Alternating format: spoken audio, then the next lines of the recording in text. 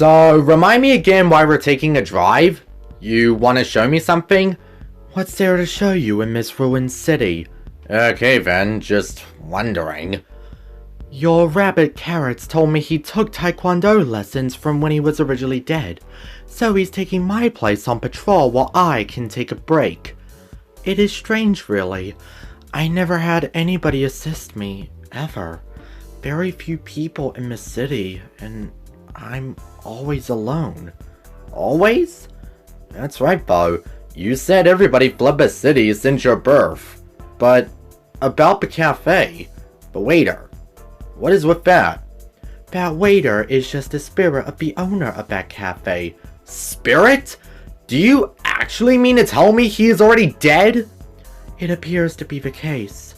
This city has few ghosts, yet all are completely harmless. It scared me at first, until realizing it's normal here. The frick do you mean normal? People in my world still have mindsets believing whether they're real or not. As such as much being an understandable mentality inside your global society. Are you feeling okay? You're going back to being formal towards me. I apologize. I guess I am pretty tired. We should definitely drive back and you take an afternoon nap. It really shouldn't be safe driving while half asleep. There should be a 5-star hotel near here. We'll stay the night there. As you wish, sir.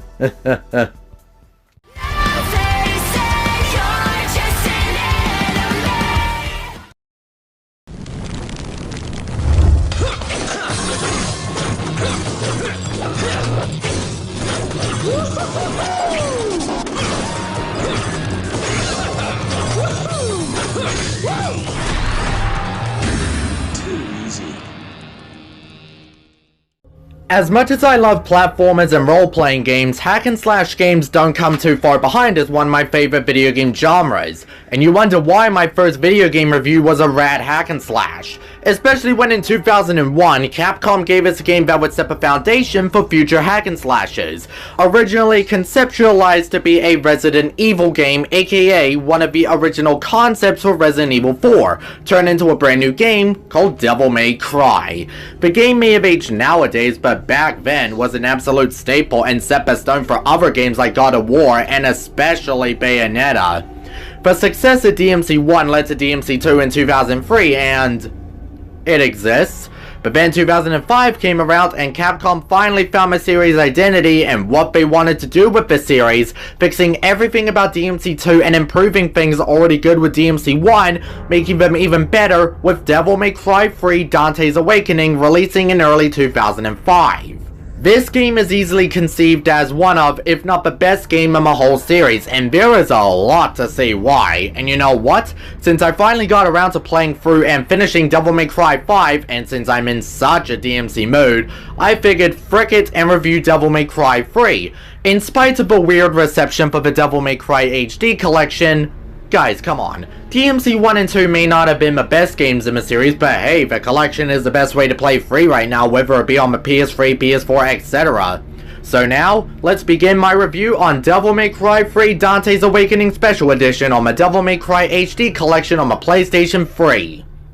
God damn, that was a mouthful.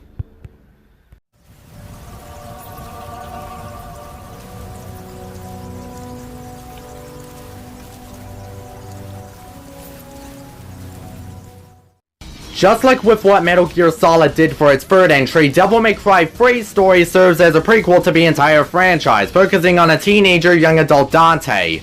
The whole twist in DMC 1 about Nello Angelo actually being Dante's twin brother Virgil was quite something, and Devil May Cry 3 actually gives us a lot about Dante's brother since the story focuses on both the sons of Sparta. Virgil invites Dante to party atop Temen Negru, a tower that rises out of the ground, only for this party to not have food, drinks, and hookers. Bummer. Instead, there will be a demonic brawl between the twins. Dante, of course, accepts the challenge after giving hundreds of demons bullets between their heads and other crazy crap that Dante does inside his unnamed shop. but Virgil has a few tricks up his sleeves. He is working with antagonist Arkham to gather both the halves of their mother's amulet to connect both the halves together to open a portal to fuse both the human world and the demon world. Along the climb upwards the tower, Dante meets a couple of people that are against him. The first of which is Lady, a rogue woman that fights for what she thinks is right by getting revenge on her dad Arkham for killing his wife due to Arkham's obsession with the demon world, refusing Dante's assistance due to him being half demon, but ends up coming to terms and being friendly with Dante towards the end of the game. Then there's Jester, who's in the tower as a means of actually trying to piss Dante off, but come on, he's pretty much DC's Joker. A character who trolls around with anyone at any chance he can get and become a fan favorite. Oh yeah, turns out Jester is Arkham. Was he Two-Face as well? Holy crap, I just realized that while we're mentioning DC, Arkham is the name of the asylum. Does Capcom have some secret contract with DC we didn't know about? Cause that would also explain Aquaman and Mega Man 8. Anyways, where was I? Oh yeah. The fact that all four of these characters all meet in this tower and they all fought each other at some point during the game. Virgil and Arkham work together to cross both the surface and underworlds, but both have their own motivations and ideals, especially when Virgil backstabs him at the game's halfway point to finish the job himself. Virgil and Dante's rivalry is a great part of the story, including the fact of how each of the twin souls are at odds, and the lives they live, with Dante just living a somewhat normal life and being charismatic and badass, with Virgil wanting power to be like their father Sparta. Lady and Arkham's dysfunctional father-daughter relationship was pretty interesting to take a look into, and I've already mentioned Lady's resentment for Dante's assistance and friendship until near the end. But what also solidifies the characters comes across with the game's message as well. Obsession with power having dire consequences. Already mentioned before how Arkham killed his wife because he was obsessed with demons, but the twin brothers give the message a higher meaning. With the positions the brothers were fated by and their mother being human and their father being a demon, Dante embraces his mother's side of the family more and Virgil embraces his father's. Far too long had Virgil needed power, but to do that must require both halves of their mother's amulet, which caused him to have an obsession with becoming like his father. Dante is a character that focused him on coping with his demon background after realizing who his father was. He may be a cocky and entertaining guy, but even he still has his moments from time to time. That really goes to show how human he is. He originally refused his father's existence, but he eventually accepted that he is a son of Sparta, and continues onward with Sparta's legacy to protect the human world.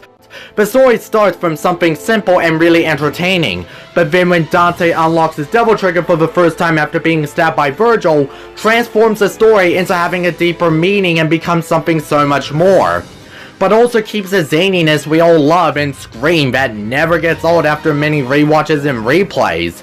DMC 3 is no question my favorite story in my whole series, even after I got to finally playing DMC 5. Not because it's a prequel, but because it takes what made DMC 1 and 2 stories good or bad, and improved upon every single aspect, and the message the game gives off has a more impactful journey to me.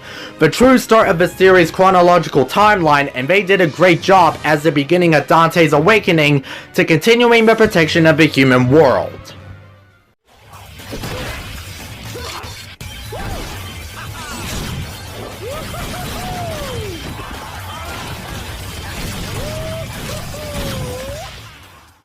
Evolving the series and finally finding a footing for the direction, the game's animation brims with more style than in 1 and 2. Something that you would see in an action anime. It is very fun to see what craziness they could do with the game's motion capture. And believe it or not, there is an official motion capture video on how the animation of this game was made behind the scenes. And holy crap, it is amazing. The animation of the game is very smooth, and there is so much pop of life put into these, and it is no wonder why the opening cutscene demonstrates the game's improved new style. I mean, how many times are you going to see someone throw their sword that gets set on fire and the owner runs to get their sword? Certified badassery. I knew about motion capturing, but never truly seen it for myself. And seeing the behind the scenes for the action sequences and animations for Dante's Awakening is incredibly wicked. Especially with the voice actor for Dante, Ruben Langdon, performing the tricks we love to see. Even at the time he had played the first game but was unaware of the game's popularity. Voice acting in DMC 3 as a whole is incredibly well done too. Ruben Langdon just suits the role of our favorite devil hunter. Daniel Southworth does a really great job of everyone's favorite angst and motivational anti-hero that is Virgil. Heck, both actors keep their reprised roles since then for DMC4 and DMC5. Lady in Arkham's VAs Corey Walgren and Adam D. Clark cements their roles well for the daughter and father, especially Adam for voicing one of the greatest villains in the whole series.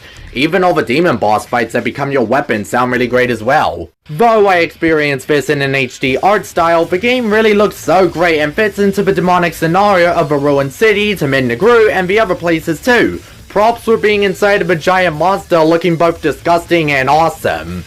And yet, not surprisingly, the game looks and feels very smooth without a single drop of frame. And even when it does drop, it is minimal, so it does not ruin the flow of your locked 60 FPS experience. The only time it isn't at 60 is when select cutscenes are dropped to 30, which is honestly very fine, considering I don't mind games being at 30 FPS. I mean, I played Sonic Frontiers on my Nintendo Switch and love it for frick's sake. Devil May Cry 3 also has a really good soundtrack composed by two composers, Tetsuya Shibata and Kento Hasegawa.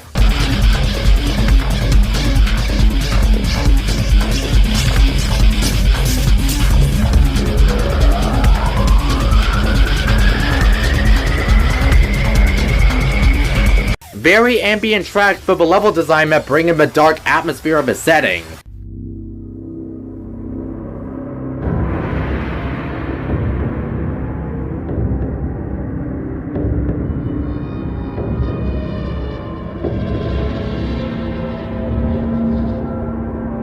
Even the vocal tracks of the game are very catchy, which are vocalized by Sean McPherson.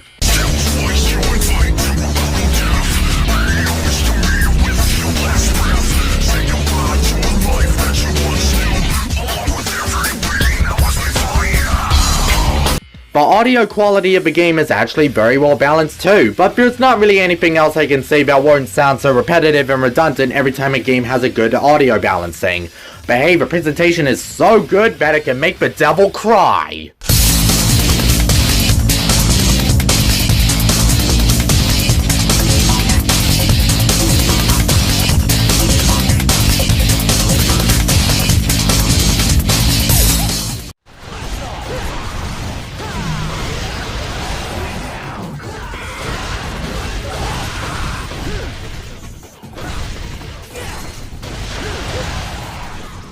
The gameplay really has changed drastically. DMC1 and DMC2 had pretty normal combat for a hack and slash, although DMC2 is anything far from normal, but Devil May Cry 3 not only is where the series starts to find its footing in terms of animation for style, but the game adds a little something called, well, styles. A gameplay system that ended up becoming a feature throughout the rest of the series. There are 6 different styles that are fun to just mess around with and see which style is perfect for you.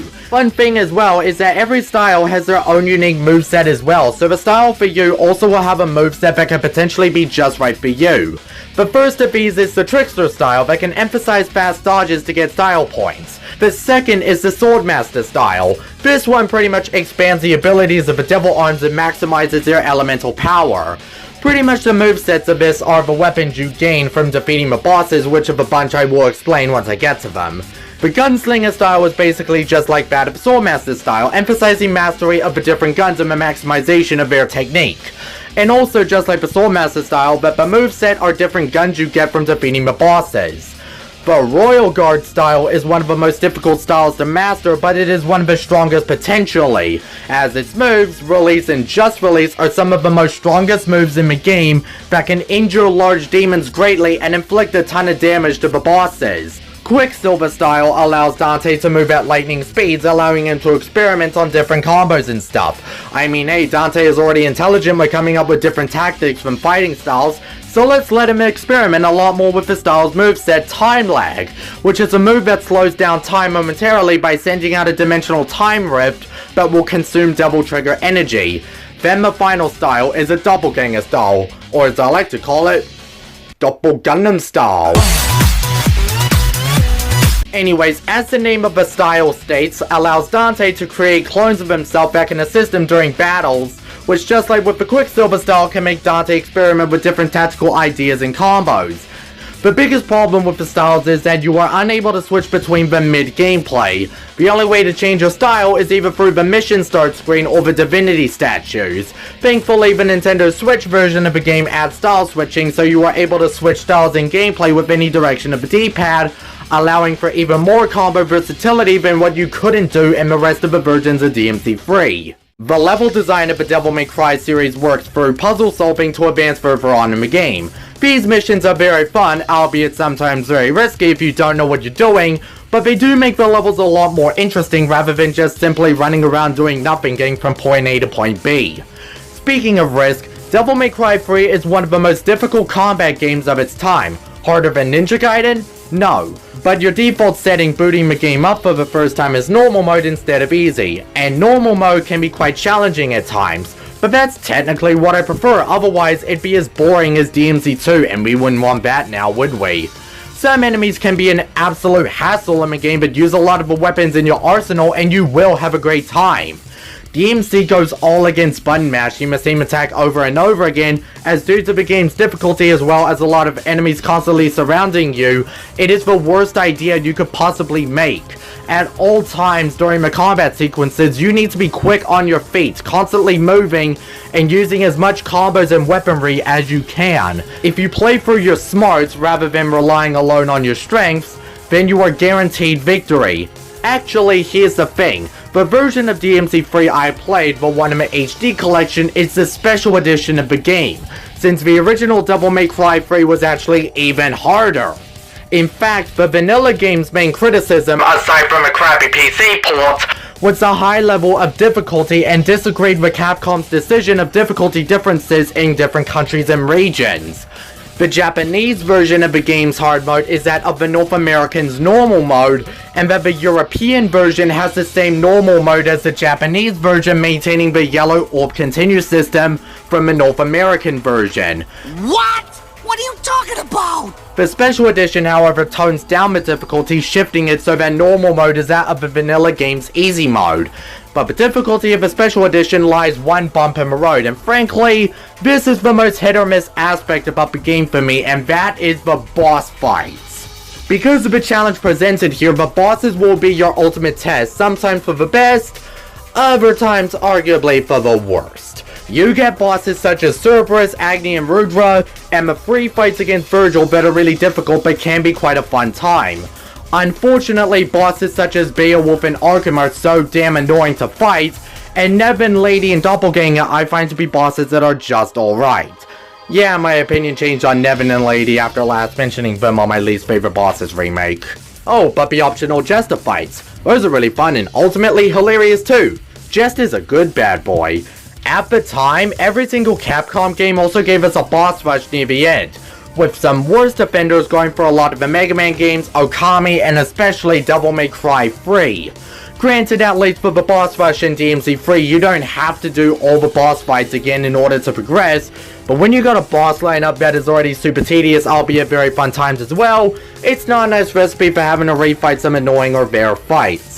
But hey, at least the weapons you get from defeating the bosses are so fun. Other times, like 2 bosses, you'll actually gain new styles like the Quicksilver and Doppelganger styles I mentioned. The demons you fight will transform into weapons for Dante to use. You can use Cerberus' cryokinetic nunchucks, Agni and Rudra as the twin demon swords, Nevin as an electric guitar that actually shoots out electricity. Freaking great puns on wordplay here, Capcom. Want a cookie? Beowulf as a pair of animalistic gauntlets that are also attained through Virgil, which is actually a part of his main moveset after this game and every other special edition. And while she isn't a demon, Lady gives you her rocket launcher, Kalina On, at the end of the game. Special edition also adds a couple more features that I want to mention before kicking this whole thing off. But first of which is the Bloody Palace returning from DMC2. An optional mode to grind for red orbs is a great way to waste time. Climbing up 9,999 floors of constant fighting feels so satisfying and returns as a staple feature in not just the special editions, but also in the vanilla versions of the games as well. And the last is Virgil as a playable character. Honestly, I quite prefer playing as infant Dante. He may only have one style, being the Dark Slayer, but that doesn't stop him from being fun as hell. Virgil can teleport, summon Mirage Blades, and even use the powers he uses from his boss fights into your hands. Guess we buried the light deep within before 5 made 3 cast aside since there was no coming home. Burning chaos in the wind and drifting in the ocean all alone.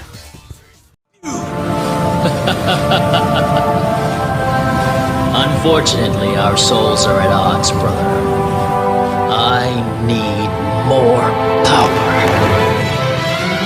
And we're supposed to be twins. Twins. Right. There is no denying that Devil May Cry 3 is one of the greatest games in the entire series, quite possibly one of the greatest games ever made. While it's not my favorite DMC game, the groundwork being set in stone for future entries of the series gave the series true identity, moving away from being all Resident Evil and becoming something of its own and something special. It's hard to recommend this game to everyone, especially since the difficulty of the game will turn some people away from it, but it's honestly worth a shot. If you love Capcom, if you love zaniness, if you love difficulty, and if you love hacking and slashing, then Devil May Cry 3 is the game for you. Now then, this wasn't an original intention to do this, but after DMing Robsky10 on Discord, where sometimes we'll chat about conceptual ideas for my future videos, he came up with the idea of a ranking system from games S to E. And so, with that settled down, shout out to Robsky10 for the ranking system because I give Devil May Cry 3 an A rank.